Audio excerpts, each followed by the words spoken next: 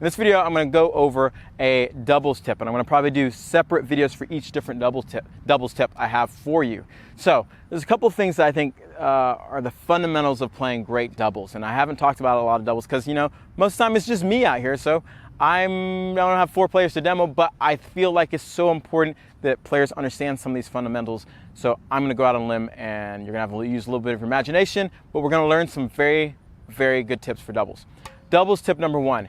Doubles, I think, is about making sure that you're making your opponent hit up so you can hit down. Now you're saying, that sounds super simple. How do I do this, and why is this important? The players that are most successful at doubles rule the net, okay? And the reason why this is so important that they rule the net and control the net is because usually at net you can hit the ball in such a way that your opponent doesn't have time to react, okay? If you hit the ball to your opponent and they're at the baseline and you're at the net, and you can either hit their partner that's at the net, they're not gonna have time to react because you're so close, or you can volley it off the court and they're running and scrambling and they're not gonna have time to hit a quality shot. That's why it's so important to control the net. Now, what I was saying is that you wanna focus on making your opponent hit up so you can hit down, okay? And how do you do this? There's a bunch of different situations. I'm gonna go over a couple of them. If I'm all the way at the baseline, instead of trying to kill the ball, and by hitting the ball so hard, the ball's gonna stay in the air longer, meaning the ball's gonna be higher, what I really wanna do is maybe soften the ball and get to your opponent's feet, okay? By getting it to your opponent's feet, it makes them hit up, and guess what? Your partner now has a chance to hit down, maybe poach, or makes them hit up, and guess what?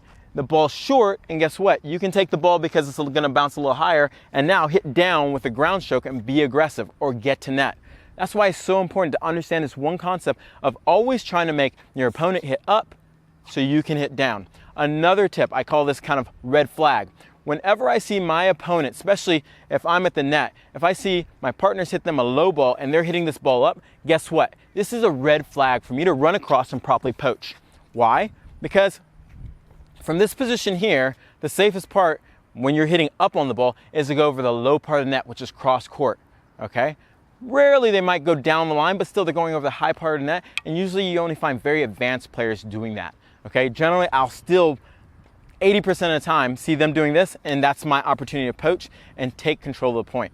So make sure you look for these opportunities. If your opponent, on the flip side, if your opponent's making you hit up, the key is you want to make sure you're hitting it to the person who's farthest away from you. You want to keep it away from that net person, okay? So this is Kevin Garlington. This is one of the couple of doubles tips we'll be talking about in the summer summary series. I hope you enjoyed this tip. If you have any questions, leave it below, or comments, leave it below, and like this video if you got something out of it. Go out and play tough.